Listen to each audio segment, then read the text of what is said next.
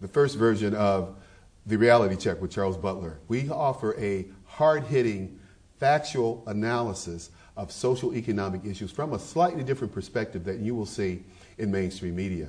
Today, we're fortunate enough to have Michael Lucci with us, who's Vice President of Policy from Illinois Policy Institute. Here in Chicago, something that's not being talked about in the media, but blacks are doing a reverse migration. If you remember, the Great Migration was blacks coming up from the South to Chicago, to New York, Pennsylvania, and Detroit, Michigan, to work in the plants. Now we're seeing the reverse, and no one's talking about it. But we're going to talk about it today. Welcome, Mr. Lucci. How are you, sir? I'm doing very well. Thank you for having me on. Well, it's a privilege and a pleasure. You know, Illinois Policy Institute, first of all, does just some great work. And you can find you guys at illinoispolicy.org, is that yes. correct? And you've written a number of pieces there that are just outstanding. And you've done a lot of work in the black community. So it's not like you're writing about things that you haven't done or been involved in. In fact, sure. Your story about Uber, which we'll get into a little later, I think, was just right on sure. point. But look, in Chicago, and no one's talking about this reverse migration, if you want to call it. Blacks are leaving Chicago faster than any other ethnic group. Yeah. And it hasn't been mentioned anywhere. Why do you think that is, Michael? Well, it's an inconvenient fact, really. Okay. I think that the Democratic Party in Illinois and certainly in Chicago wants to say it's the party that advances minority causes. Okay. But the fact is, blacks are leaving the city of Chicago and leaving the state of Illinois faster than any other group of people because there's not enough good opportunities for them here. Right. The cost of living is too high for them here. So when you put those two factors together, and you have crime, there are crime problems too. It's just not a good deal, and there are other places where they could go. As you said, the whole reason why the black families moved from the South to the North was there was some discrimination for sure in the South, but there was economic opportunity in the North. Right. And now that economic opportunity in manufacturing, in construction, in a lot of jobs that the South Side community used to really build upon, those opportunities aren't there so much. So they need to go to places like Indiana or to Texas where those opportunities still exist. Well, even the opportunities that I see that exist here, blacks aren't getting those opportunities anymore. Whether it's construction, you go to a construction site, you see all Latinos. You see a few white guys, but the majority of the workers are Latino and very few blacks. And we have a lot of government jobs, like when they put in I-94. You look at I used to talk about this on my radio show, and I still, when I had a local show here on WVON, the O'Hara Modernization Project was a $15 billion project, people. Blacks had less than 1/2 of 1% of that contract. Hispanics had 28%. White women had 25%. Asians had 15%. This is a city where black taxpayers are about 42%. Plus or minus. They couldn't get any of these contracts. The question becomes, it's an economic issue. We're spending taxpayer dollars, and we're not getting much in return in terms of jobs, opportunities, contracts. When you have a city the size of Chicago with the kind of black population we have, and we can only get 2% of contracts, something's wrong with that picture. There's something very wrong. So as you point out, the taxes are going up. Taxes are going up on all communities. But do we have the highest? I think we have the highest taxes in the country, don't we? At 11-point-something%. The highest sales tax, for Chicago. Property tax is very high, especially compared to other large cities. Right. So there's a lot of taxation. Then Chicago actually has higher overall taxation than pretty much every other city in the state of Illinois. So the cost of living and the taxes are high, and so that is a pain point for all communities, black, white, whatever. Right. But then the opportunities for good jobs, they're really not there. So you point out some of the issues that affect black employment. There's also, there are laws that make it difficult for them to get construction jobs.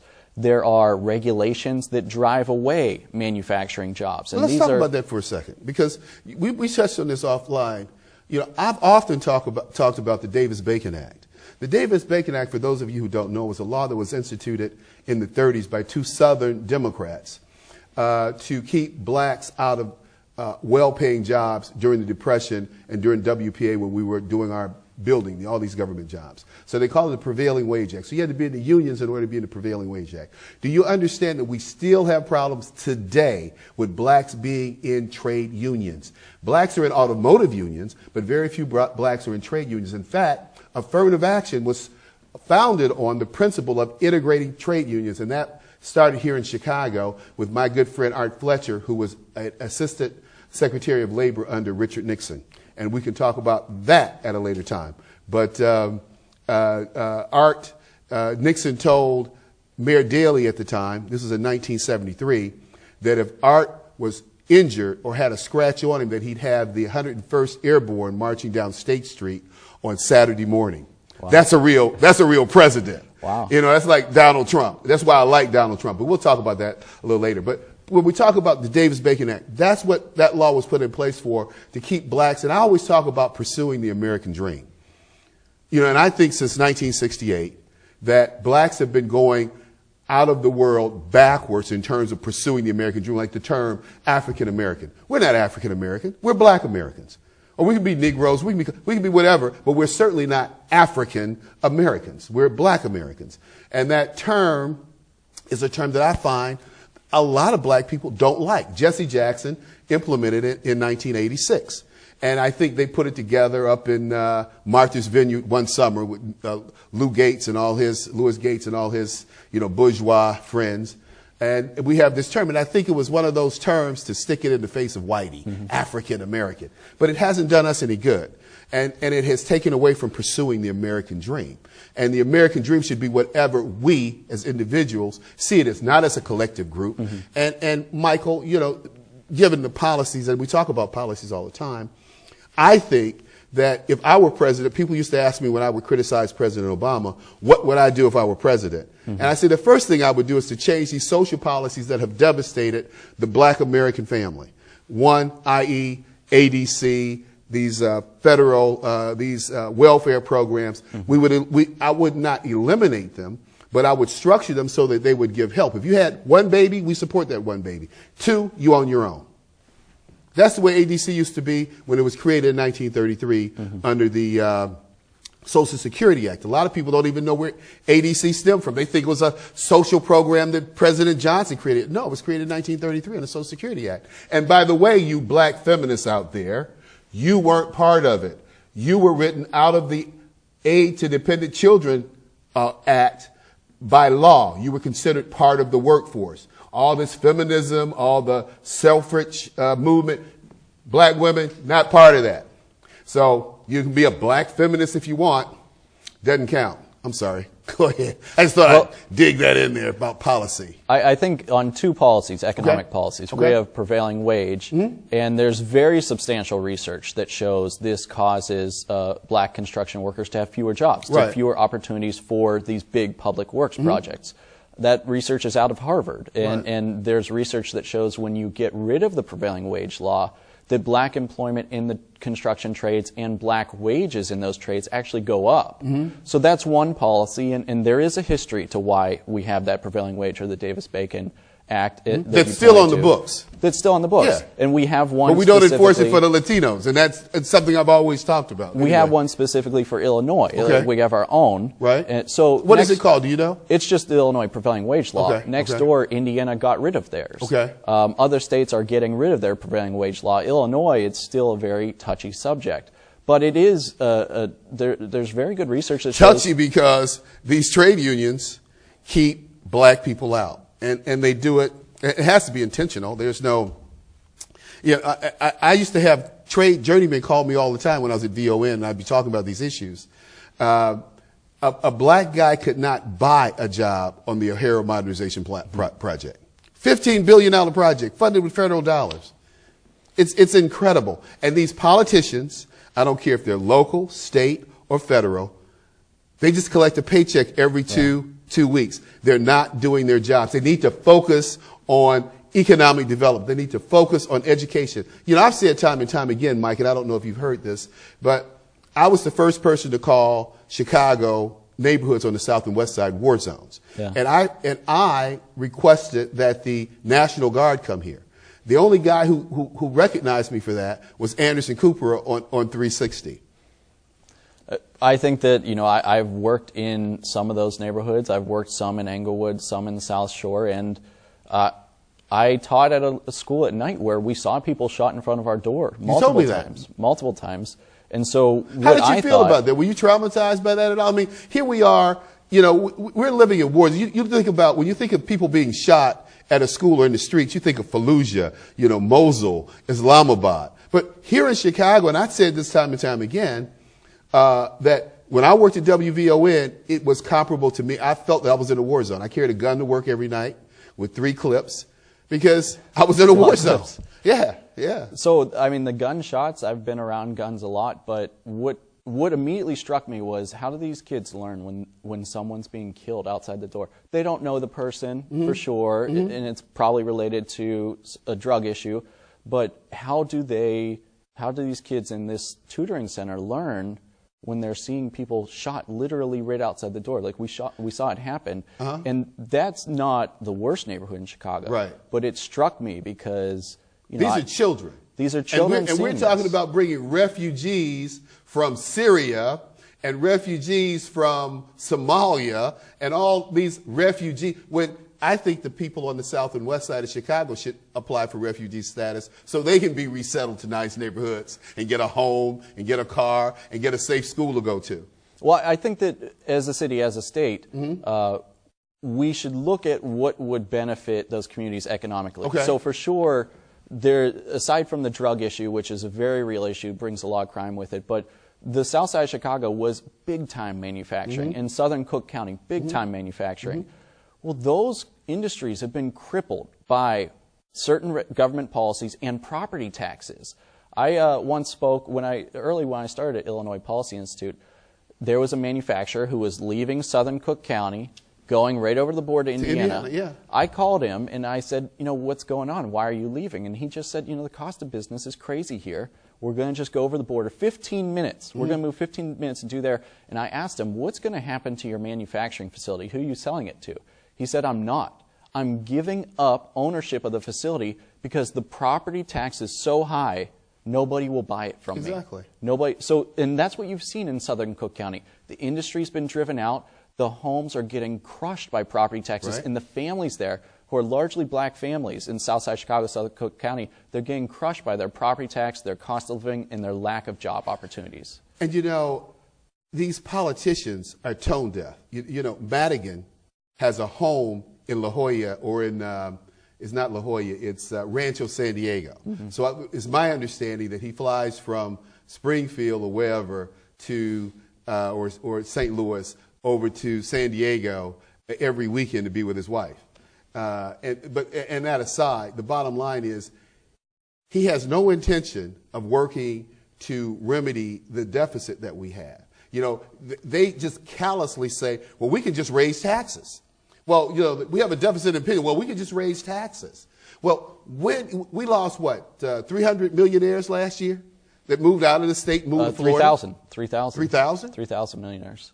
In the most recent year of data, the city of Chicago lost 3,000 millionaires in 1 year. So that's millionaires move out, millionaires move in. Right. On that trade-off, we had 3,000 millionaires move out of the city of Chicago. Wow. We're not sure what the state of Illinois looks like, but to tell you how big a deal that is, we were number 3 in the world for loss of millionaires. Right. And the top 2 cities are these European cities, Athens, Paris, and Rome, where they've got significant problems and serious tax issues.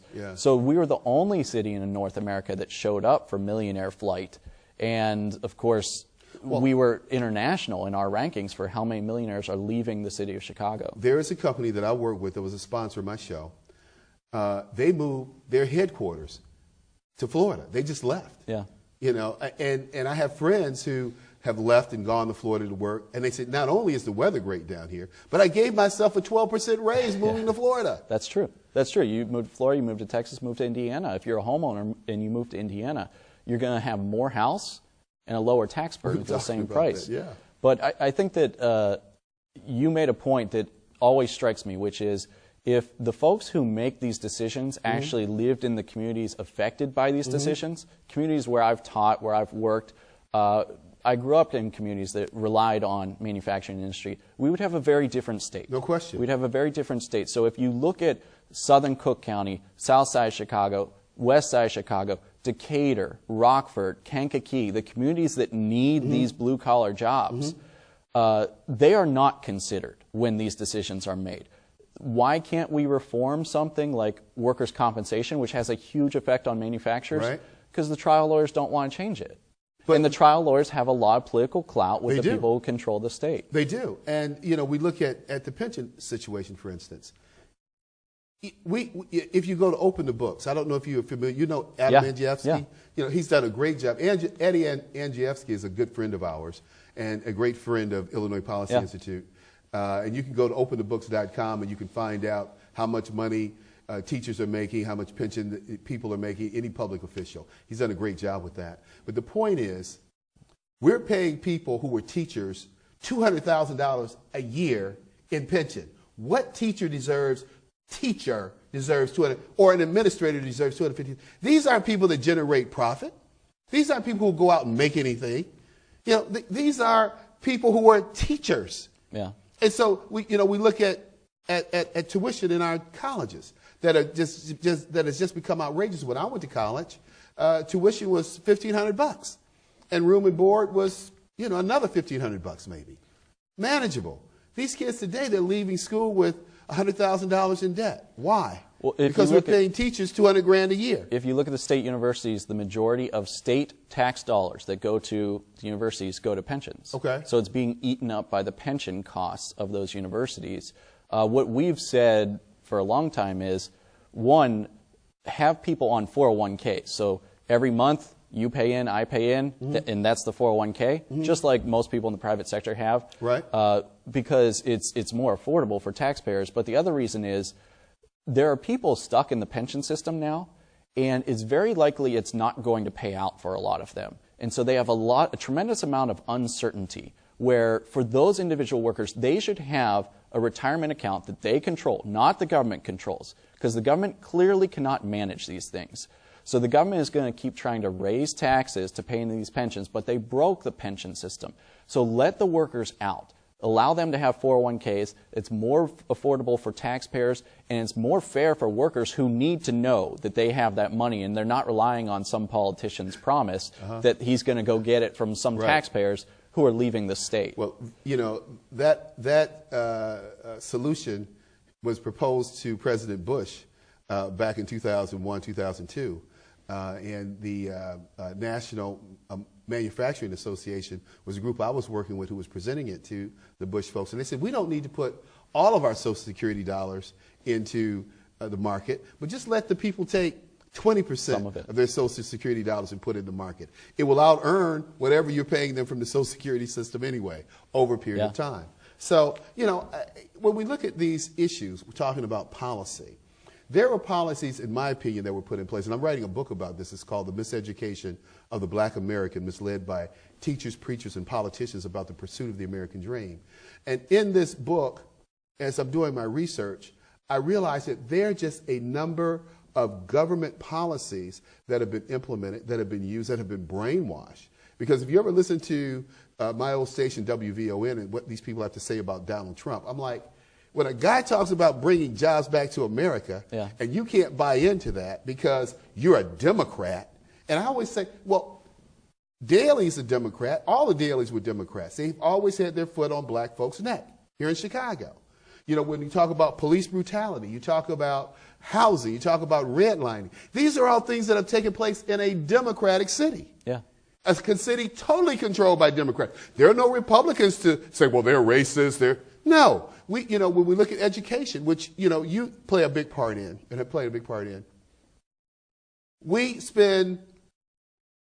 funded, I think, less money than Schaumburg or Naperville or some of these prevailing suburbs. And our teachers, though, are some of the highest paid teachers in the country, but we have some of the lowest test scores. And so I asked Karen Lewis, who is president of the union, teachers union, how do you correlate that? How do you justify that? She's very serious, and I like Karen. Don't get me wrong. I think she's a great union president. She said, well, Charles, we have to first be parents to these children. We have to feed these children. We have to be social workers to these children. We have to be psychologists for these children. And I'm going, but you get paid to teach. And she said, well, we can't teach until we get these other things out of the way. So you look at the SNAP program, the Supplemental Nutrition Assistance Program. Why are we giving these mothers a link card to feed their children, and their children come to school hungry? That's a great question, isn't it? Yeah. Why would Mayor Daley take truant officers out of the school system? That was a very vital part of children graduating, children matriculating through the school system, the truant officer program. Well, I think that you're pointing to, and I was pointing to, there are a lot of policies that are in place. I wouldn't say it's rigged. Mm-hmm. I would just say there are policies in place that don't benefit the black community. Or any community, really. The bad effects of those policies aren't really explored enough. Okay. So, state of Illinois, highest black unemployment rate in the country. In the country. Yeah. We should look at why is that? Why don't black folks have jobs here? Why do they have to move to Indiana to get a good job? Why do they have to move to Wisconsin? Yeah. In Illinois, Indiana and Wisconsin are sort of these pariahs. Right. Like mean conservative states. Well, this is where black folks are moving to get their jobs. That's right. So what is it that Illinois is doing that's making it so hard for black families, not just black families, but black families to get a good opportunity here? Why is it so expensive for them to live here? What are we doing differently? Well, you know, Mike, 3 years ago, I talked to an alderman friend of mine, a guy named Howard Brookins, who was largely responsible for bringing Walmart into the city boundaries, and he fought Mayor Daley heads up, and we fought him several years down at WVON, and brought the rest of these black aldermen on board because their neighborhoods were totally food deserts, right? So anyway, at that time I said to Howard one morning, I said, Howard, black unemployment is at least 50%. And he said, no, it's not that high. So we had a little debate, so we moved on. The next week he had a fundraiser. He used a quote from one of your articles that said, black male unemployment in Chicago was over 60%. It's, depending on, it's way too high. No matter how you calculate it, it's way too high. But 60%? I mean, it's unconscionable. When Martin Luther King marched on the White House for jobs in '63, black unemployment was 6.2%. The reason he marched on the White House, and a lot of people don't know this, is because Kennedy had told King if he supported him in the general election, that he would eliminate black male or black unemployment and black job discrimination with the stroke of a pen, an executive order. He didn't, and that's why we had the march in June of 1963 on Washington, D.C. So black unemployment is way too high. We've been pointing this out. It's been Illinois has had the highest black unemployment rate for nearly 2 years. Right. City of Chicago, it's... How do we compare nationally? Is it the highest nationally? It's the highest nationally. Okay. Yeah. Illinois has the highest black unemployment rate in the nation. City of Chicago, it's very, very high, as you pointed out. And I think... No, as you guys pointed out, Illinois politicians. That's true. I think that is not... That question needs to be asked. Why? Why do we have are politicians asking that question? That's what we pay politicians to do. All these community activists and social that's not their. We pay politicians to go out and do that. I think it's just we vote for politicians to do that. It's an uncomfortable fact that why? Because Illinois has been run by the Democratic Party for a long time. City of Chicago has been run by the Democratic Party for a long time. They say that they champion the black community, but the outcome is terrible. It's always terrible. And so how do you deal with the fact that we say we champion the black community, but we have the highest black unemployment rate in the country, and we're not doing anything about it? Never. We're not trying to fix it. And we have these war zones, Michael. So, I mean, you know, like I know, you've been to the South Side. I mean, it's a war zone. I mean, these people who are being shot, these children who are being shot, they're not in the gang. They're not involved in drugs. They're just walking down the street. They're a lot of innocent bystanders. Do you know in Los Angeles, a good buddy of mine was the superintendent of LA School District, a guy named David Brewer, Vice Admiral David Brewer, 3-star admiral. He said that he did a test and he found that 70% of the school children suffer from PTSD. Wow.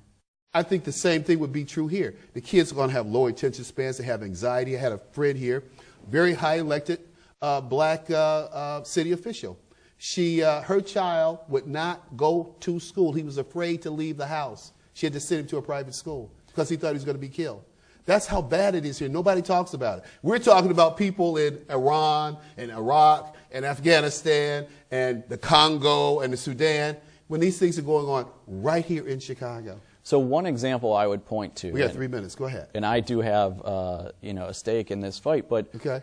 When Uber, the company, came in, they specifically went into minority communities and said, we can get you a job to make ends meet. And what did the city do? The city immediately started trying to crack down on them. That's exactly and right. I thought that that was so immoral because Uber was specifically going, and Lyft, both companies, were going to the communities where people haven't had opportunities. Underserved. And saying, we can, I mean, I actually did that a couple weekends. I signed people up to do that type of work. And then the city came in with the highest black unemployment rate in the country. Right. The city came in and said, we're going to make this more difficult. Oh, no question. We're going to make this more difficult. Yeah. This is where we need to look at outcomes. So what I would advocate for is let more free markets, free people, free enterprise work, and you're going to get those better outcomes. You're going to have more jobs, rising income. Let more manufacturers move in here. Let people pursue the American dream. Yes. And so manufacturers will move here instead of Indiana. But when you drive them out and you drive out the Ubers and the Lyfts and these people who want to create opportunity, who takes it hardest on the chin? It is the black community that gets hit hardest when we drive out these opportunities. You know, it's the same thing with hair braiding. Women start making a lot of money hair braiding. So now you have to have a license to braid hair. Why? Because I mean, this is something mothers teach their daughters to do when they're 4 years old. And now the government says you have to come get permission. This is the problem in Illinois, is the government steps in the way, says you need our permission to do this Uber job or to get a manufacturing or to do a hair braiding job. You shouldn't need permission. You should be able to pursue the dream that you want to pursue. That's exactly right. Hey, Michael, you got to come back and we got to do this again, man. We could solve a lot of problems here in Chicago, in the state of Illinois, and in the country if we got government out of the way and let these people pursue the American dream. Thank you for having me on. It's great to be here. You're welcome. Mr. Michael Lucci, Vice President of Policy for Illinois Policy Institute. This is the Reality Check with Charles Butler.